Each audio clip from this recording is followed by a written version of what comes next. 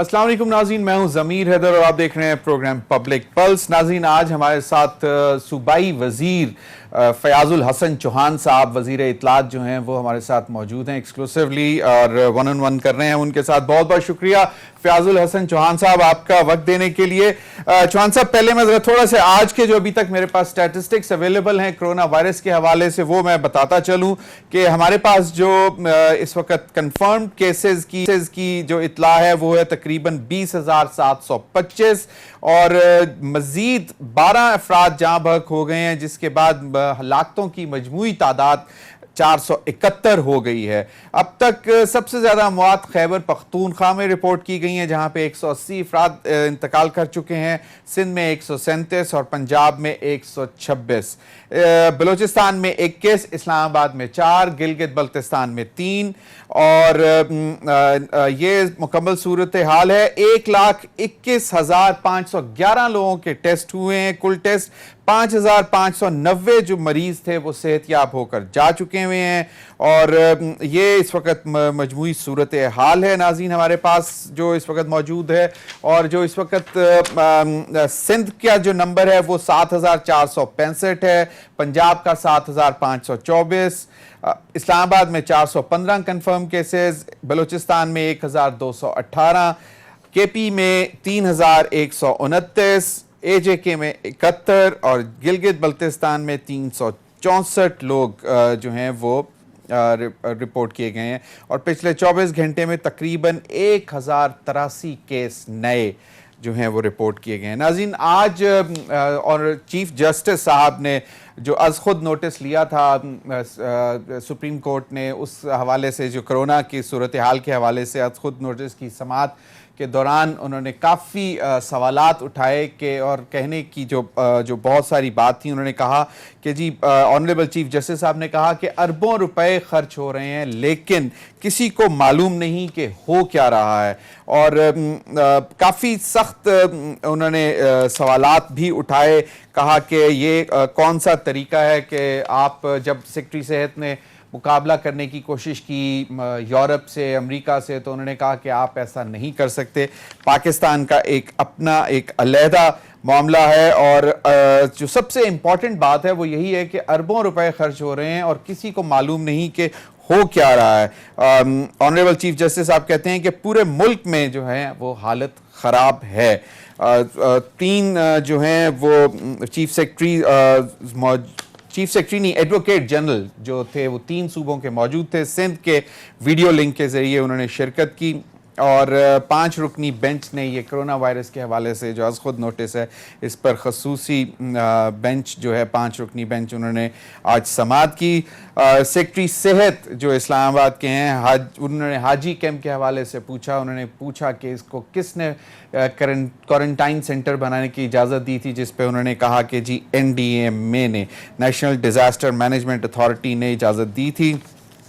और ज़िला इंतज़ामिया भी मौजूद थी लेकिन NDMA का कोई नुमाइंदा अदालत में मौजूद नहीं था, जिस पर ऑनरेबल चीफ जस्टिस साहब ने शदीद बरहमी का इजहार भी किया।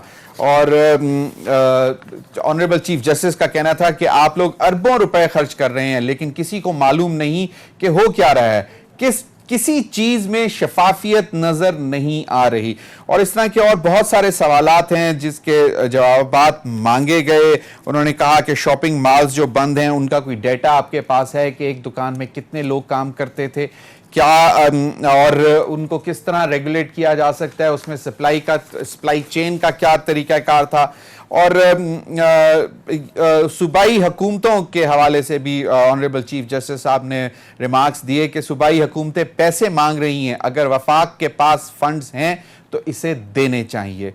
और नाज़रीन, इसके साथ साथ जो कंट्रोवर्सी चल रही है वो ये भी है कि जी शहबाज शरीफ साहब ने के हवाले से भी चला, उन्होंने इंटरव्यू दिया और उन्होंने कहा कि 2018 के इंतखाबात से पहले उनको ऑफ़र की जा रही थी और कैबिनेट भी तश्कील दी जा रही थी कि जी वो चीफ प्राइम मिनिस्टर बनेंगे। और कल उन्होंने हमारे दोस्त सलीम साफ़ी के प्रोग्राम में इंटरव्यू देते हुए कहा कि अगर नवाज शरीफ साहब एक धेला भी देकर पाकिस्तान से बाहर गए हैं तो वो सियासत छोड़ देंगे। शहबाज शरीफ साहब ने सियासत छोड़ देने की धमकियाँ एक दफ़ा नहीं बहुत दफ़ा दी हैं और इन्हीं तमाम मामलात पर बात करते हैं। बहुत बहुत शुक्रिया चौहान साहब आपका। चौहान साहब, पहले तो ज़रा ये देखें कि ये जो इस वक्त मामलात हैं, पहले ज़रा पंजाब की सिर्फ बात कर लेते हैं कि चौथे चीफ सेक्रेटरी आ चुके हुए हैं पंजाब में, और भी कहा यह जा रहा है कि सिर्फ कोरोना के हवाले से तकरीबन 15 अरब रुपए खर्च किए गए हैं। और एक्सपो सेंटर जौहर टाउन, जो बहुत बड़ा एक क्वारंटीन सेंटर बनाया है आपने, उसमें भी बहुत ज़्यादा मामलात ख़राब हैं 15 अरब रुपए खर्च करने के बावजूद पूरे पंजाब में। क्या कहते हैं? बिस्मिल्लाहिर्रहमानिर्रहीम। देखें, जो आप एक्सपो सेंटर की बात कर रहे हैं वो तो मामला बहुत पुराना हो गया और वो सारा क्लियर भी हो चुका है। बुनियादी तौर पे एक्सपो सेंटर के अंदर जब बाहर से जो फ़्लाइट्स आती थी, उसके जो केपी के और कश्मीर के जो वहाँ पे पेशेंट्स रखे जाते थे, या वहाँ के जो बाहर से लोग आए मुसाफिर होते थे, तो उन्हें जब वहाँ पे रखा जाता था तो जो 48 घंटे टेस्ट आने में लगते हैं, और उसके बाद फिर जब टेस्ट पॉजिटिव आ जाए तो 14 दिन रखना और फिर अस्पतालों में एडमिट करना, तो उसमें उनको इरिटेशन हो रही थी कि हमें यहाँ ना रखो, हमें अपने सूबों में भेजो। जिसकी वजह से फिर आज से 2 दिन पहले वज़ीर आला पंजाब सरदार उस्मान बुज़दार साहब ने कैबिनेट कमेटी बनाई इंसदाद कोरोना वायरस में, ये डिसाइड किया, ये पॉलिसी तय की कि अब हम जो दूसरे सूबे का बंदा पंजाब के अंदर, लाहौर के अंदर मुसाफिर आएगा, हम उसी वक्त उसको बेहतरीन VIP तरीके से ट्रांसपोर्टेशन दे के हम उसको उसके सूबे में भेज देंगे और वहाँ पे जो है ना उसको क्वारंटाइन किया जाएगा। क्योंकि वहाँ पे जो दूसरे सूबों के जो लोग थे, उनकी ज़िद ये थी कि हमें अपने सूबे में भेजा जाए, तो जिसकी वजह से कुछ जो ना वीडियोस जो है ना वो बाहर आ गई, जिसमें कुछ लोग इस किस्म का एहतजाज कर रहे थे। बाकी अल्लाह पाक का करम है, पंजाब 60% पाकिस्तान का हिस्सा पाकिस्तान है, आबादी के हवाले से भी, जोग्राफिया के हवाले से भी, और स्टैटिस्टिक्स आपके सामने है। इस वक्त टेस्ट भी सबसे ज़्यादा तकरीबन 1 लाख के राउंड अबाउट पंजाब के अंदर हुए हैं। चौहान साहब, ये आपने, उसके अलावा आप देख लें कि उसमें चौहान साहब आपने बात सुन लें। नहीं बिल्कुल, ये आपने पूरी बात कर लो। अभी मैं इसी पे आप बात कर लूं सर, टेस्ट के हवाले से ही बात मैं पूरी अभी बात कर लूं ना, चलें कर मैं अभी पूरी बात कर लूं ना, मैं पूरी बात कर लें। अच्छा, फिर उसमें यह है कि टेस्ट कैपेसिटी भी इस वक्त हमारी सबसे ज्यादा है, तकरीबन 4 से 5 हज़ार के करीब जनाब हमारी डेली के टेस्ट है। मरीज हमारे तमाम सूबों से कम है, अमवात भी तमाम सूबों से कम है। तो अल्लाह पाक के करम से पंजाब की हुकूमत, पंजाब के वज़ीर आला उस्मान बुज़दार साहब फ्रॉम डे फर्स्ट से 4 जनवरी से लेके अब तक तकरीबन 4 महीने से ज़्यादा हो चुके हैं, कोरोना वायरस के इशू पे ऑन बोर्ड है, और तकरीबन 20 से ज़ायद अजला में फिजिकली खुद जाके क्वारंटाइन सेंटर, वहाँ के अस्पताल, वहाँ के आइसोलेशन सेंटर, वहाँ के हाई डिपेंडेंसी यूनिट्स और वहाँ के कोरोना वायरस के प्रिवेंटिव मेजर्स से लेकर रिलीफ मेजर्स तक, उन तमाम को सरदार उस्मान बुज़दार साहब वज़ीर आला पंजाब खुद जाके ओवरव्यू कर रहे हैं, हैंडल कर रहे हैं और उसको एडमिनिस्ट्रेट भी कर रहे हैं, जो कंपैरेटिवली अगर आप बाकी सूबों के साथ देखेंगे तो आपको बड़ा फर्क नजर चले। बिल्कुल। अब एक चीज ये कि हमारी इतलात ये है कि आपने कहा कि 4 से 5 हज़ार टेस्ट हो रहे हैं पूरे पंजाब में, लेकिन हमारे पास जो इतलात ये है कि कैपेसिटी इस वक्त 3100 टेस्ट करने की फी यौमिया, यानी कि पर डे 3100 टेस्ट करने की कैपेसिटी है पंजाब में। और पिछले हफ्ते जो है इस पर यंग डॉक्टर्स एसोसिएशन की तरफ से भी कंसर्न्स आए कि जी टेस्ट एकदम ड्रास्टिकली कम कर दिए गए हैं। कुछ तो 1500 कह रहे थे, लेकिन रिपोर्ट 2000 भी हुए कि 2000 फी यौमिया के हवाले से टेस्ट हुए हैं। इस पर क्या कहेंगे? ज़मीर भाई, आप माशाल्लाह बाखबर सहाफ़ी हैं, इस वजह से आप जो है ना बिल्कुल 100% अपने आप को अप टू डेट रखा करें। ये आज से 3 दिन पहले की बातें आप कर रहे हैं। कोरोना वायरस के हवाले से हर घंटे बाद जो है ना सिचुएशन मुख्तलिफ होती है, अमवात की भी, मरीज़ों की भी, सस्पेक्ट की भी और इंतज़ामात की भी और रिलीफ की भी। ये आज से 3 दिन पहले जब हम ज़ायरीन, तबलीगी जमात और बाहर की आई हुई जो लास्ट टाइम तक जो फ़्लाइट्स थी, उनके तमाम लोगों को जब हमने कवर कर लिया तो बीच में एक आध दिन का एक ऐसा गैप आया था कि जिसमें टेस्टिंग कैपेसिटी थोड़ी सी जना वो इंटेंशनली जो है ना वो क्योंकि नेक्स्ट SOPs तय किए जा रहे थे कि अब हमने किस तरीके से टारगेटेड सैम्पलिंग करनी है, स्मार्ट सैम्पलिंग करनी है, स्मार्ट टेस्टिंग करनी है, तो वो एक दिन का एक ऐसा था कि जिसमें थोड़ा सा 1500 तक वो आ गई थी। अब इस वक्त 4000 के राउंड अबाउट 8 लैब्स 62 करोड़ रुपए की मालियत से पंजाब के अंदर पिछले 1 माह के अंदर आपकी बनाई जा चुकी हैं, जो आज से 2.5 महीने पहले फंड रिलीज किया था उस्मान बुज़दार साहब ने, सही। और तकरीबन 15 अरब रुपए से ज्यादा पैसा जो है वो पंजाब के अंदर सिर्फ प्रिवेंटिव मेजर्स और मेडिकल मेजर्स के हवाले से, कोरोना वायरस को ट्रीट करने के हवाले से वो लगाया जा चुका है। और इस वक्त तकरीबन 4000 के राउंड अबाउट है, जो अगले एक हफ्ते के अंदर 6000 के करीब जो है वो पहुंच जाएगी। लेकिन चौहान साहब, मतलब खुदा ना खास्ता हमारी दुआ है कि अल्लाह करे इस वबा से बहुत जल्द हम सबको निजात हासिल हो जाए। लेकिन कहा यह जा रहा है कि एकदम नंबर जो है केसेस का, रजिस्ट्रेशन का, वो ज्यादा हो गया है। पंजाब में भी देख लें, सिंध में भी देख लें, मतलब पूरे पाकिस्तान में। इसकी आपको क्या वजह लगती है कि लॉकडाउन में कुछ जो थोड़ी सी नरमी का जो मतलब स्टेप लिया गया उसकी वजह से है, या क्या वजह हो सकती है? देखिए, इसमें यह है कि बुनियादी तौर पे तो आवाम का फ़र्ज़ बनता है कि वो सोशल डिस्टेंसिंग से लेके और बाकी जितने SOPs हैं वर्ल्ड हेल्थ ऑर्गेनाइजेशन के, WHO के और हुकूमत के दिए हुए, उसके ऊपर अमल करें।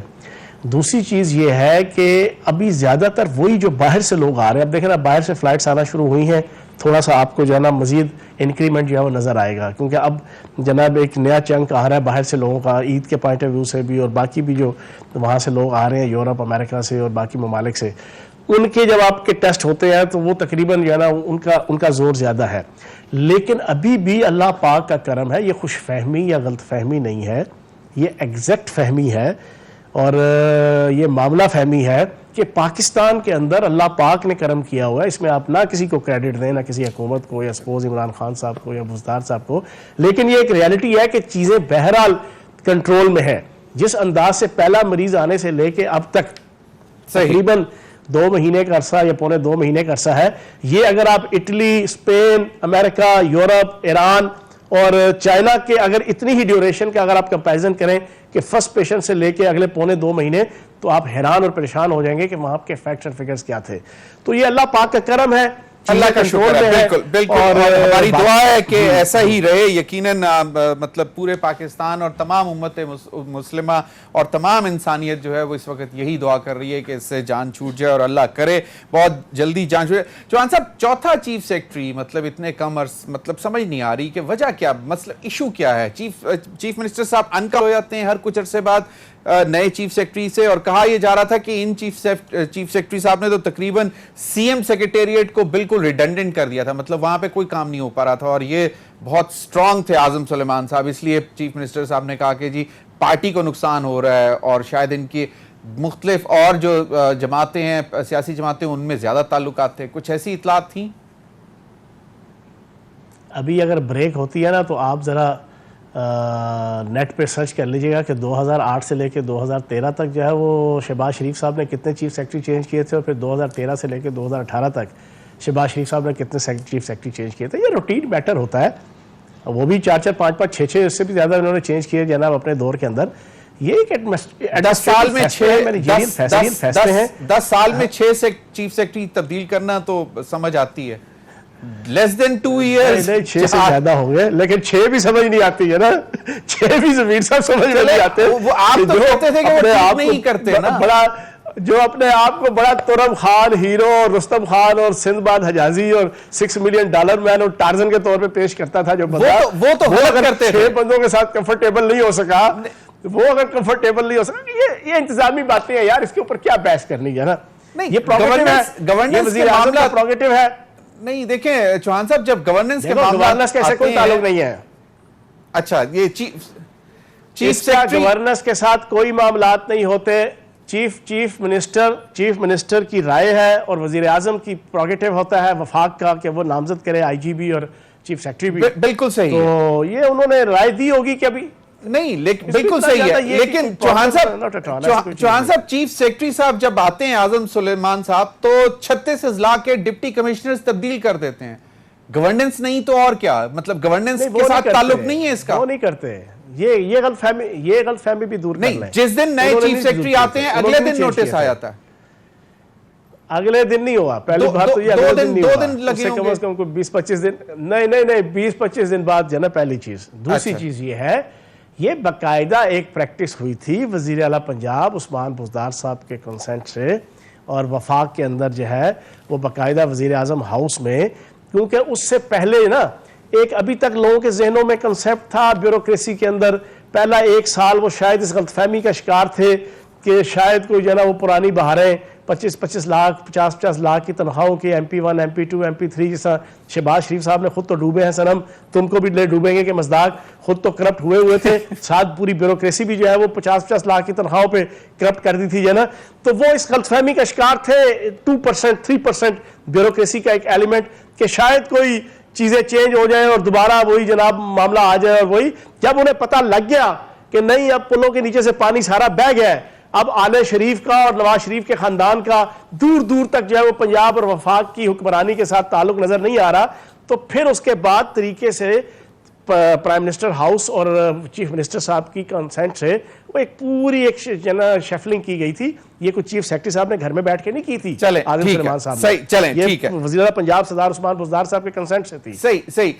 इसी अरसे में हमने देखा कि पंजाब में भी वजारत इत्तलात में बड़ी तब्दीलियां आई और वफाक में भी। और अब जब फिरदौस आशिक अवान साहिबा को मतलब कहा गया कि छोड़ दें या उन्होंने खुद इस्तीफा दे दिया, तो उन्होंने मतलब मीडिया से बात करते हुए कहा कि जो आजम खान साहब हैं, जो principal secretary to prime minister हैं, उन्होंने वर्चुअली टेक ओवर की हुई थी उनकी वजारत। हमने देखा कि पहले जो लोगों को फारिग किया गया वजारत इत्तलात से, चाहे वो पंजाब हो या वफाक हो, कहीं पे भी कोई इल्ज़ाम नहीं आया। लेकिन अब कहा यह जा रहा है कि फिरदौस आशिक अवान साहिबा शायद मजीद मामलात खोल के सामने रखेंगी, और उन्होंने चैलेंज भी कर दिया है कि अगर धेले की भी करप्शन मेरे खिलाफ साबित हो तो मैं खड़ी हूँ। शेख रशीद साहब कहते हैं कि कुछ दिनों में फिरदौस आशिक अवान साहिबा की तरफ से भी हमें वही आवाज़ सुनाई देगी कि मुझे क्यों निकाला। क्या कहते हैं? देखिए, मैं शेख रशीद साहब की तरह की बात तो नहीं करूँगा फिरदौस आशिक अवान साहिबा के हवाले से। फिरदौस आशिक अवान साहिबा ने 1 साल बड़े अच्छे तरीके से काम किया और अपने काम का हक अदा किया। अब ये बड़ी बुरी प्रैक्टिस है ज़मीर भाई, बीइंग अ ह्यूमन, कि हर आने वाले को सलूट मारो और हर जाने वाले के खिलाफ बातें करो। आई थिंक ये कोई तरीक़ाकार नहीं है। मैंने इनके जाने के दिन ही ये कहा था कि ये एक वज़ीर आज़म साहब का अपना एक इख्तियार है, वज़ीर आज़म का एक अपना वकार है, वज़ीर आज़म साहब का अपना एक प्रोगेटिव है। वो जिसको चाहे अपने जिस खिलाड़ी को कहीं पे खिलाना चाहे, किसी को बॉलिंग दे, किसी को बैटिंग दे, किसी को बॉलिंग में जनाब पहला नंबर पे जनाब बॉलिंग कराएं, किसी को ओपनर खिलवाएं, किसी को किस साइड पे खड़ा करना है, फील्डिंग पे खड़ा करें। ये जो लीडर होता है उसकी अथॉरिटी है। वज़ीर आज़म साहब ने बेहतर समझा कि मजीद जनाब इत्तलात के शोबे को बेहतर बनाया जा सकता है, तो उन्होंने उसके मुताबिक एक फैसला कर लिया। अब मैं इसमें से कुछ चीजें निकाल के शुरू हो जाऊंगा, वो बेचारी चली गई हैं फिरदौस आशिक अवान साहिबा, आप उनके मुतालिक ना कहें। मैं कम से कम मैं ये नहीं करूंगा। नहीं, उन्होंने जो बात की है प्रिंसिपल सेक्रेटरी प्राइम मिनिस्टर के हवाले से, हाँ, जहां तक बात उनकी है, देखें मैं उनको एडवाइस दूंगा। मैं 13 साल से PTI में और इमरान खान साहब के साथ हूँ। मैं इमरान खान साहब के साथ उस वक्त का साबिक MPA के तौर पर मैं काम कर रहा हूँ 13 साल से, कि जब उस दौर में जब 6-6 बंदे सिर्फ हर डिस्ट्रिक्ट के अंदर हुआ करते थे, 6-6 बंदे सिर्फ। उस वक्त से लेके अब तक 6 दफ़ा मेरे साथ ऐसा हुआ है, 6 दफ़ा। एक दफ़ा लास्ट टाइम आपने देख लिया, मैं मिनिस्ट्री से उतरा जना, लेकिन अल्लाह पाक के करम से, नबी पाक के सदके, इंतहाई ग्रेसफुल तरीके से एक लफ्ज़ मीडिया के अंदर या सोशल मीडिया के अंदर मैंने कभी कोई चीज़ नहीं रखी, एक लफ्ज़ भी, बिल्कुल जानते बूझते हुए भी, महसूस होते हुए भी मैंने नहीं रखी है ना। मैं सिर्फ फिरदौस आशिक अवान साहिबा को एक एडवाइस दूंगा कि पैवस्त मिल्लत के साथ राब्ता उस्तवार रख, पैवस्ता रह शजर से उम्मीद बहार रख। मैं उन्हें ये एडवाइस दूंगा कि वज़ीर आज़म हाउस के हवाले से, वज़ीर आज़म हाउस के चाहे अफसरान हैं, चाहे कोई उनके जनाब बाकी कोलीग्स हैं, कोई ऐसी बात मत करें, ग्रेसफुली इन चीज़ों को फेस करें। और ये कभी के दिन कभी की रातें होता है। सियासत जो है वो ना 2020 है, ना वनडे है, ना टेस्ट मैच है। ये टेस्ट मैच भी नहीं है, ये उससे अगला मैच है ना, ये बड़ा लंबा मैच होता है, बड़ा जनाब अपना आप कंट्रोल करके, अपना मन मार के बंदे को चलाना पड़ता है जना। हाँ, अगर फिरदौस आशिक अवान साहिबा ने कसम खा ली है कि अब उन्होंने PTI में नहीं रहना, तो फिर उनका अपना स्टाइल होना चाहिए या होगा। लेकिन अगर PTI में रहना है, अगर वजीर आजम पाकिस्तान इमरान खान साहब की क़यादत में स्ट्रगल करनी है, तो फिर सब्र के साथ, सब्र, फिर हौसले के साथ, और हौसला दिखाने की जरूरत है। फिर मीडिया से दूर रहते हुए, चले, मीडिया ने तो चस्के लेने हैं, मीडिया की तो भाई है मेरे, मीडिया ने तो चस्के लेने हैं, कुछ नहीं कर रहा। देखिए, मेरा भाई है जिसने उसको बुलाया परसों रात को टॉक शो में, मैं होता उनकी जगह तो मैं अपने भाई बदामी साहब को साफ हाथ जोड़ के कहता भाई जी मेरी जान छोड़ो तो किसी और को जाओ। चले, लेकिन मैं बस फरदौस आशिक अवाल साहिबा से रिक्वेस्ट नहीं, चले, माशाल्लाह से अवॉइड करते हुए सही। हाँ। लेकिन माशाल्लाह फिरदौस आशिक अवान साहिबा को हमने देखा है कि 2000 से लेकर अब तक कहीं ना कहीं रेलेवेंट रही हैं हर पार्टी में, स्वाय PMLN के अलावा वो मतलब बड़ी रेलेवेंट रही हैं पीपल्स पार्टी के साथ भी, मुशर्रफ के साथ और फिर इमरान खान साहब के साथ भी। तो देखते हैं कि वो उनके मतलब अगले वो पत्ते कैसे खेलती हैं। अभी वक्त हुआ नाज़रीन ब्रेक का, ब्रेक के बाद हाजिर होंगे फ़याज़ुल हसन चौहान साहब हमारे साथ मौजूद हैं, मज़ीद बात करेंगे।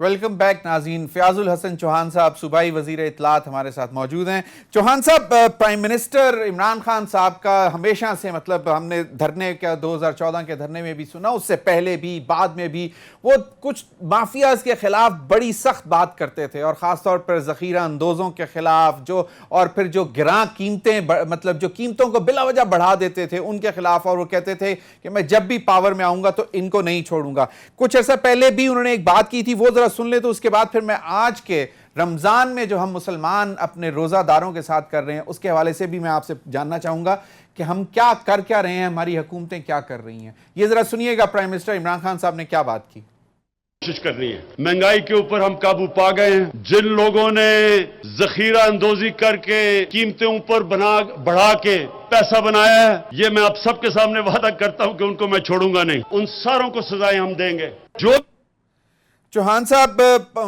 मतलब पूरे पाकिस्तान से हमें जो इस वक्त कंसर्न आ रहे हैं, डिस्पाइट द फैक्ट कि तेल की कीमतों में यानी कि पेट्रोल की कीमतों में बहुत कंसिडरेबल कमी की गई, एक्सपेक्ट कर रहे थे अवाम के ज़्यादा होगी, लेकिन इसके बावजूद अशियाए खुर्दोनोश जो हैं उनमें कमी वाक़या नहीं हो रही। कमी क्या, उनमें तो बढ़ाकर 100% से भी 200% कीमतें बढ़ गई। केले का रेट, टमाटर का रेट, नींबू का रेट, आलू का रेट, प्याज का रेट, आप कोई एक चीज बताएं। बेसन, मतलब हमारी कौम पकौड़े खाने से तो बात आती नहीं है, बेसन का रेट। क्या वजह है कि हमारी सूबाई हुकूमतें या वफाकी हुकूमत जो है, मासवाई हमने देखा कि चकवाल में जो डिप्टी कमिश्नर है उन्होंने बड़ा स्ट्रिक्ट और डेली उनकी कोई 100-200 जो है वो चेकिंग होती है। इसके अलावा इतलात यही है कि रेट जो सरकारी रेट है उनको कोई भी नहीं देख रहा।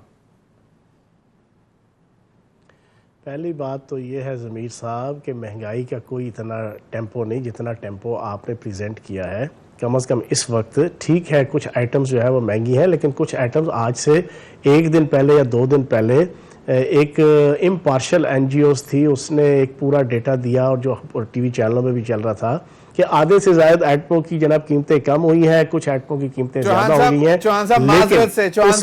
मैं पूरी बात कर लूं, पूरी बात कर लूं ना, पूरी बात कर लूं जमीर भाई, पूरी बात कर लूं ना, पूरी बात कर लूं। जी। अच्छा, अब इस वक्त कोरोना वायरस के कंटेक्स्ट के अंदर जो हम स्ट्रगल कर रहे हैं, इंतजामिया सारी की सारी A to Z, वज़ीर आला पंजाब से लेके एक नायब कासिद तक, पटवारी तक, आम अहलकार तक, सिपाही तक, हवालदार तक, हर बंदा इस वक्त जो है वो कोरोना वायरस से मुतल्लिक़ किसी न किसी एक्टिविटी के अंदर इन्वॉल्व है।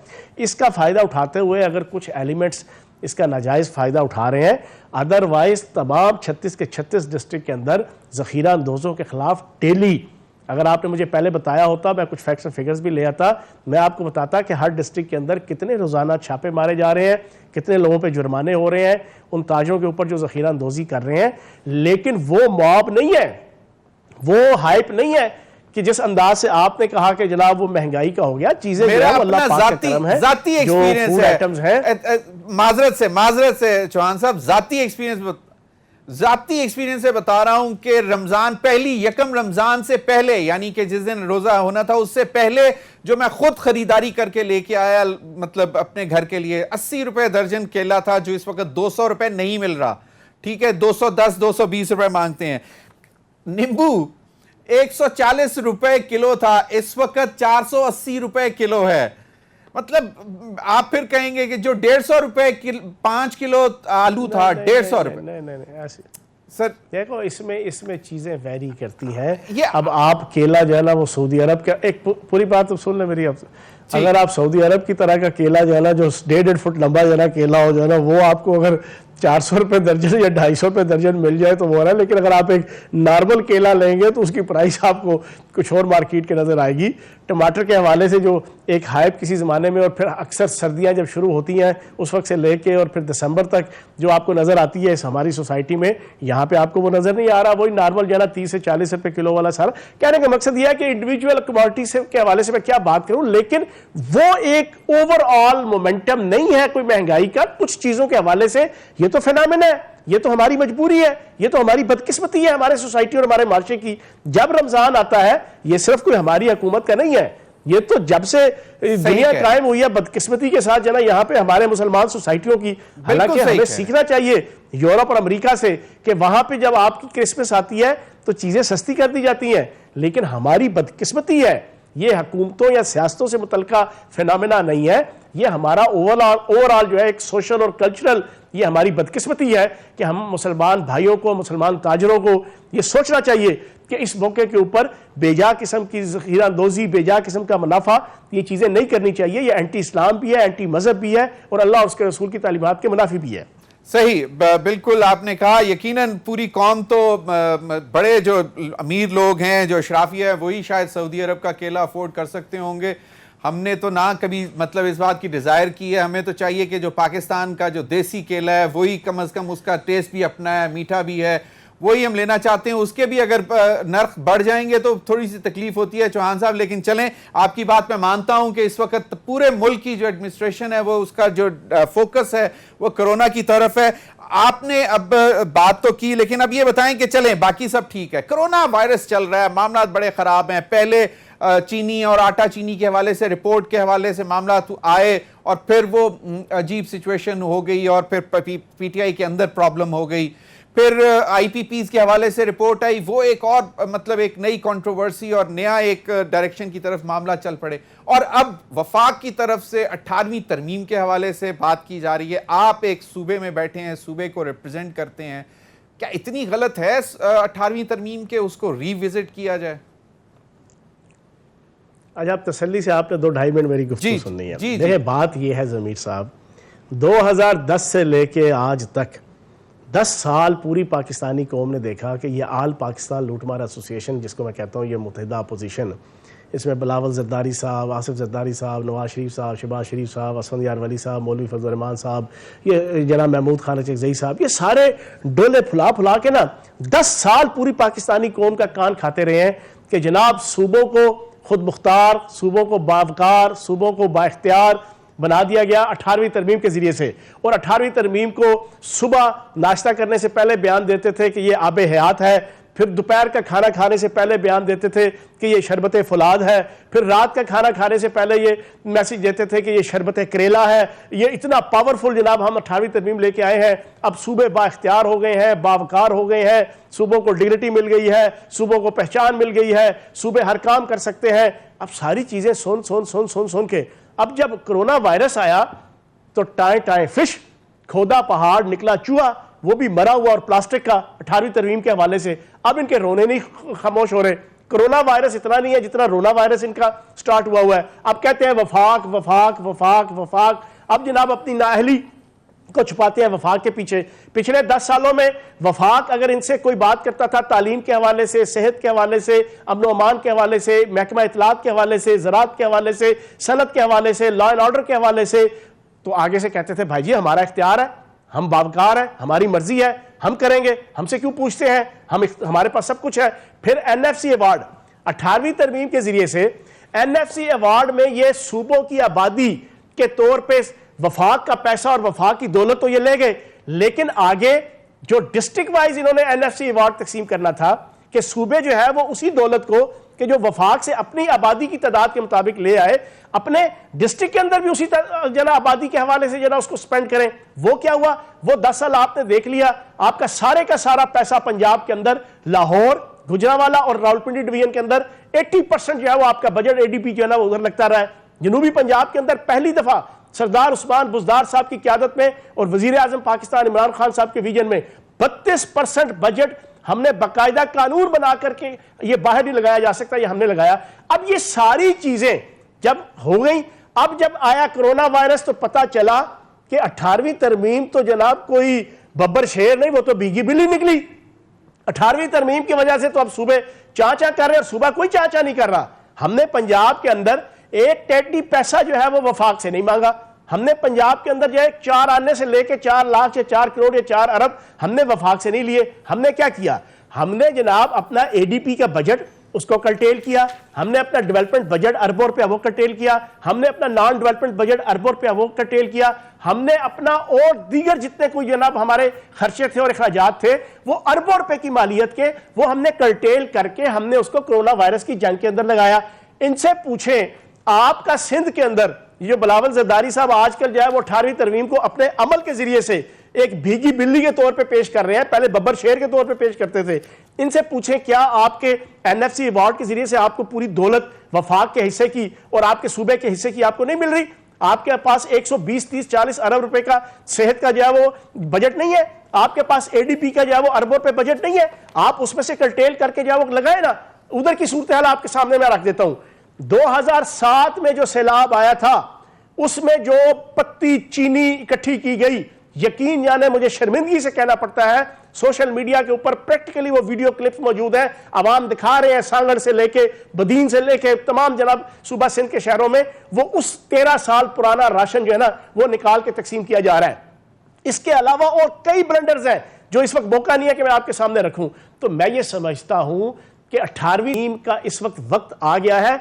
इन्होंने अमली तौर पे साबित कर दिया है कि 18वीं तरमीम की इंप्लीमेंटेशन में कुछ फॉल्ट्स हैं, 18वीं तरमीम की एम्पावरमेंट में कुछ फ्लॉज हैं, उसको दूर करना चाहिए। और उसके हवाले से अगर कोई बात होती है तो कोई गलत बात तो नहीं है। चौहान साहब चलें, मैं मानता हूं, लेकिन वो कहते हैं कि जी आप लोगों को तो 18वीं तरमीम की रूह का ही मालूम नहीं है, ना आपके प्राइम मिनिस्टर को मालूम है, ना आपके चीफ मिनिस्टर्स को मालूम है। तो अगर आपको उसका मालूम ही नहीं है तो फिर आप, और दूसरा ये कि आपने कहा कि उसमें तरमीम हो सकती है, चलें, लेकिन कोई डायलॉग तो इनिशिएट करें ना। आप ऑपोजिशन को कहें कि जी हम ये नहीं कह रहे कि 18वीं तरमीम को स्क्रैप करने जा रहे हैं। आप क्या मोडेस ऑपरेंडी क्या होगा, मतलब पीटीआई का ऑपोजिशन के साथ बात करने के लिए? कहा यह जा रहा है कि पीएमएलएन के साथ कोई डील हो गई है। मैं बिलावल जरदारी साहब से पूछूंगा, आपको पता है कि 18वीं तरमीम की रूह क्या है? आपकी इत्तला के लिए अर्ज है जमीर भाई, 10 साल हो गया 18वीं तरमीम हुए। इन 10 सालों में तकरीबन हर महकमा जो इन्होंने सूबे के हवाले किया है उससे मुतलका कानून साजी, उससे मुतलका पॉलिसी साजी, उससे मुतलका मोडेलिटीज जो तय होना मशरूत थी 18वीं तरमीम में वो आज तक नहीं हुई।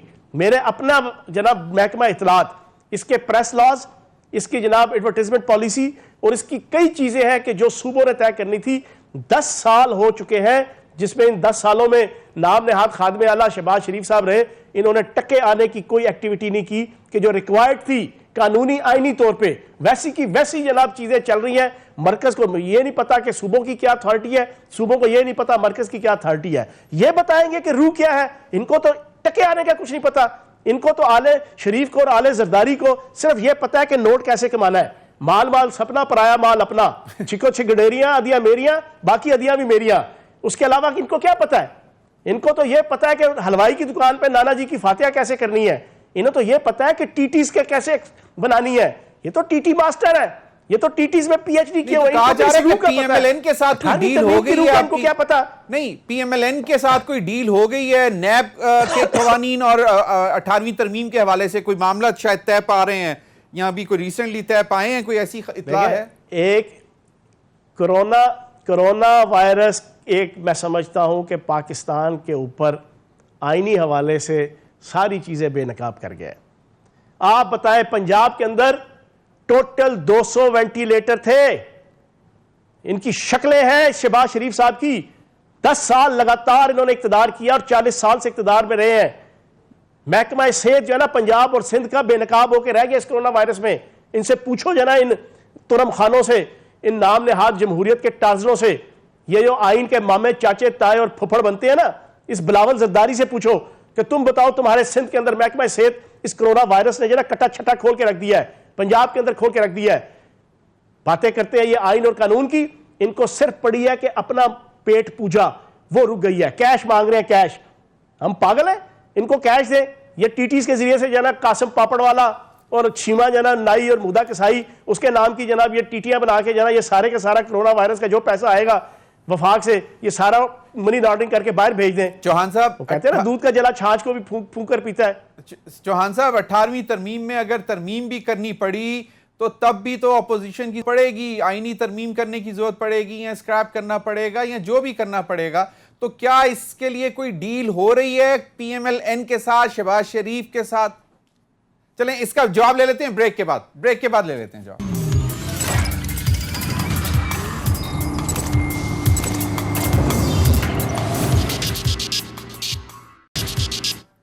Welcome back. चौहान साहब, यकीनन वक्त वक्त की बात होती है। एक वक्त पे हमने आज के मौजूदा प्राइम मिनिस्टर को उस वक्त सुना था कहते हुए कि 18वीं तरमीम की वजह से KP में उनको बहुत फायदा हुआ और KP में बहुत से मामला बेहतर हुए। लेकिन चलें, वक्त वक्त की बात है, थोड़ा सा मामला को आगे लेकर चलते हैं। ये जो सूरत हाल है कि शहबाज शरीफ साहब जो मामला चला, जो उन्होंने कहे हैं कि अब चौधरी बरादरान के साथ हमारे उस तरह की सर्दमोरी नहीं है, मामला हमारे मतलब रूटीन पे आ गए हैं, नॉर्मल हो गए हैं। फिर उन्होंने कहा कि 2018 के इंतखाबात से पहले हमारे पास कुछ सहाफ़ी भी आए थे और कोई मतलब कहीं पे बैठकर कोई कैबिनेट भी हो रही थी। कोई इतला थी आप लोगों को ऐसे? अच्छा, पहली बात तो ये है, जो आपने मुझे एक ताना दिया है ना जो इमरान खान साहब का, कि किसी वक्त उन्होंने कहा था 18वीं तरमीम बहुत अच्छी है। तो ज़मीर भाई, हमने कब कहा कि 18वीं तरमीम अच्छी नहीं है? हम तो कह रहे हैं कि उसकी रूह के मुताबिक इम्प्लीमेंटेशन की जाए। इम्प्लीमेंटेशन नहीं हो रही। तो फिर उसकी रूह ये थी, बिल्कुल सही, NFC सुने, पूरी बात सुने। जी। उसकी रूह ये है कि NFC अवार्ड के अंदर सूबा अपना हिस्सा तो ले गया, लेकिन सूबा अपने डिस्ट्रिक्ट के अंदर जो है वो तकसीम नहीं कर रहा। डिस्ट्रिक्ट में जनाब आपके 36 डिस्ट्रिक्ट है, 3 डिस्ट्रिक्ट को आप जनाब 90% बजट दे रहे हैं और बाकी जनाब आप 10% बजट जो है ना वो बाकी 33 और 30 डिस्ट्रिक्ट को देने लगे हुए हैं। ये जुल्म और जबर और इस्तेहसाल नहीं है? बिल्कुल सही कहा आपने। और वो भी 21वीं सदी के अंदर। तो हम कहते हैं कि रूह के मुताबिक करें। ये रूह के मुताबिक करते नहीं है, ये आगे से कहते हैं हमें उसकी रूह का नहीं पता। नहीं तो आप स्कॉलर आए जनाब हीब जालब, क्योंकि जनाब वीर जलंधरी साहब, नहीं क्योंकि ज़ाहरी और शहबाज शरीफ जो हमें रूह समझाएंगे जरा 18वीं तरमीम की। नहीं चौहान साहब, पता है क्या है, पीपल्स पार्टी क्योंकि आर्किटेक्ट थी ये 18वीं तरमीम की, तो वो क्रेडिट सारा लेते हैं। तो आप उनको बता दें कि भाई हम इसको खत्म नहीं करने जा रहे, जो था ना हम खत्म नहीं करने जा रहे, हम इसको दोबारा थोड़ा सा। जी 18वीं तरमीम का जो आर्किटेक्ट था ना, वो मैं बताना नहीं चाहता, बहुत बड़ा तूफान आ जाएगा। छोड़ दें इस आर्किटेक्ट को जाना। अच्छा, समझ गया ना? तो मौजूदा 18वीं तरमीम को इस सारे आल पाकिस्तान लूटमार एसोसिएशन ने अपने अपने मफाद के तहत, नवाज शरीफ साहब ने अपनी 3 दफा की वजारत उज़्मा की पाबंदी खत्म कराने के लिए, ठीक है जी, और आसिफ जरदारी साहब ने अपनी इम्यूनिटीज के लेने के लिए, और वो जो जनाब वो जो इजी पैसा वाले थे KPK में जनाब असफन यार वली साहब, ठीक है ना जी, उन्होंने अपनी जनाब खैबर पख्तूनख्वा के जनाब उसमें जनाब वो रखने के लिए जनाब को सिलसिला, इन्होंने ये सारी बंदरबाट की थी। और उसके पीछे के जो डायरेक्टर थे ना, वो कौन थे वो मुझे बताने की जरूरत नहीं है, बाखबर लोग सारे जानते हैं, सब समझते हैं इसके पीछे गेम क्या थी। बिल्कुल सही है। मैं तो ये कह रहा हूं कि आप ऑपोजिशन को सिर्फ ये क्यों नहीं कहते कि भाई 18वीं तरमीम को खत्म नहीं किया जा रहा, वापस नहीं लिया जा रहा, इसको सही तरह इंप्लीमेंट कराने के लिए हम लोग जो है बात कर रहे हैं। तो वो ये क्यों तासुर जा रहा है ऑपोजिशन? शायद खाकान अब्बासी सारों को पता है ना जी ज़मीर भाई, बात यह है, इनकी करप्शन की दुम पे पाँव रखो तो इनको 18वीं तरमीम याद आ जाती है। इनकी टीटीज के ऊपर जनाब गिरफ्त करो तो इनको 18वीं तरमीम याद आ जाती है। इनकी अकरबा परवरी के ऊपर गिरफ्त करो तो इनको 18वीं तरमीम याद आ जाती है। इनके कासिम पापड़ वाले जो है ना, अरबों रुपए की मालियत की मनी लॉन्ड्रिंग करने वाले को पकड़ो तो ये 18वीं तरमीम की गज़ल पढ़ना शुरू कर देते हैं। इनके शहबाज शरीफ के घर के ज़ाती मुलाजिम ग्रेड 20 के डायरेक्टर CM सेक्रेटेरिएट में हो और वो इनकी डेली की करोड़ों रुपए की मनी लॉन्ड्रिंग सरकारी गाड़ियों में, सब्ज़ नंबर प्लेट की गाड़ियों में कर रहे हो, हमजा शहबाज के लिए और शहबाज शरीफ के लिए, उनको पकड़ो तो इनको 18वीं तरमीम याद आ जाती है। इनकी हर 2 नंबरी को पकड़ो तो इनको 18वीं तरमीम याद आ जाती है। और ये बहुत बड़े ड्रामेबाज हैं, ये बहुत बड़े नौसरबाज हैं, ये बहुत बड़े अदाकार हैं। कसम खुदा की, ऑस्कर अवार्ड के अंदर अगर इनके नाम भी जाए तो नंबर 1 पे जरदारी साहब और शहबाज शरीफ साहब, नवाज शरीफ साहब और हमजा शहबाज साहब, ये सारे आए। ये बेगम सफदरवान साहिबा भी। चलें, ये मुंह पे कुछ और है, पीछे से कुछ और है। ऑस्कर अवार्ड की आपने बात की, तो चलें एक फिल्म के ऊपर से पर्दा भी हटा दें। बता दें नवाज शरीफ साहब गए कैसे थे। शहबाज शरीफ कहते हैं कि अगर वो एक धेला भी देकर गए तो मैं सियासत को छोड़ दूंगा, वो हमेशा ही कहते हैं, लेकिन आज बता दें कि कहां पे गई वो बीमारी। वो खुदा न खास्ता, हमारी आज भी दुआ है कि अगर मियां नवाज शरीफ, मतलब अगर नहीं, मियां नवाज शरीफ साहब बीमार हैं, वो जल्द सेहतयाब होकर वापस आ जाएं। गए कैसे थे? नवाज शरीफ साहब गए थे इस तरह पैदल चल के, लेकिन जैसे ही जो है ना वो त्यारे के करीब आए तो सीढ़ियों पे ऐसे फुदक के गए थे जैसे गुलहरी जाती है ना, चूहा भी इतना तेज ही जाता है, गुलहरी जैसा भागती है ना, वैसे भाग के जो ना वो चढ़ गए थे जो ना जहाज में। वो इस तरह गए थे बस।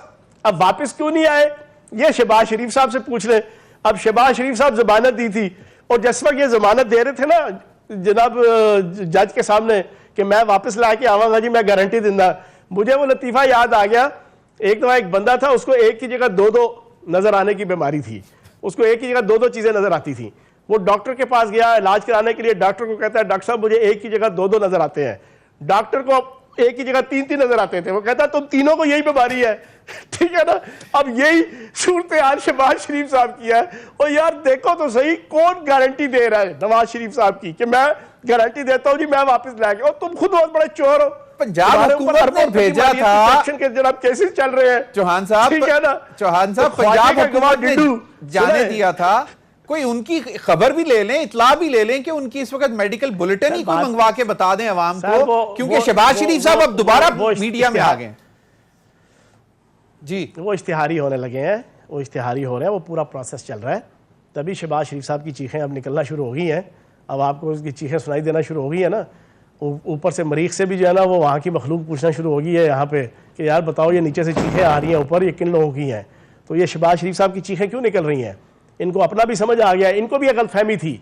ये लंदन से आए थे, ये समझ रहे थे मैं जाके नेल्सन मंडेला बनूंगा। ओ भाई तुम गवाल मंडेला हो, तुम तो करप्शन के गवाल मंडेला हो, तुम तो टीटीज के गवाल मंडेला हो, तुम तो अकरवा परवरी के गवाल मंडेला हो, तुम तो जनाब सरकारी छतरी इस्तेमाल करके डेली की अरबों खरबों रुपए अपने बीवी बच्चों समेत करप्शन करने वाले गवाल मंडेला हो। जब वो वापस आए तो 10 दिन के अंदर ही पता चल गया भाई जी यहाँ तो हालात ही कुछ हो रहे हैं। ऊपर से जनाब वो उल्लुओं की बहिश्त और अहमकों की जन्नत से निकल आए।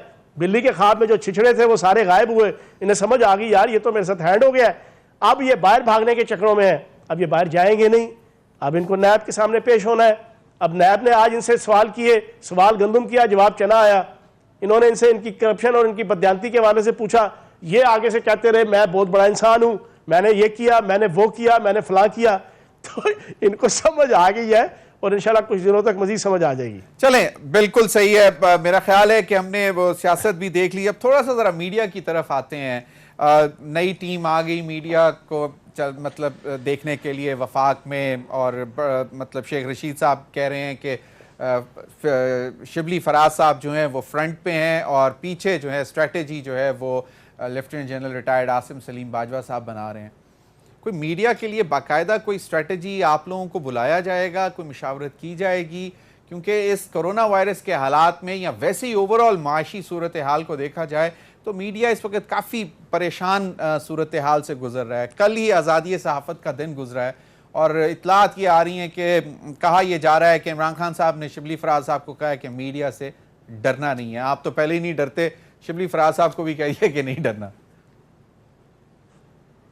अच्छा, एक बात तो अपने ज़हन में रख लें, मीडिया स्ट्रेटजी पीटीआई के अंदर कोई और बनाए इसकी ज़रूरत ही नहीं है।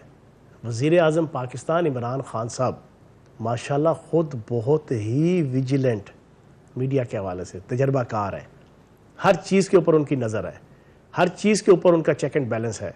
उन्हें पता है कि press media, print media, electronic media, social media, उसको किस अंदाज से मैनेज करना है, टैकल करना है, एडमिनिस्ट्रेट करना है, डील करना है। ये सारी चीज़ें वो समझते हैं। पहली बात तो ये आप जहन में रख लें। दूसरी बात,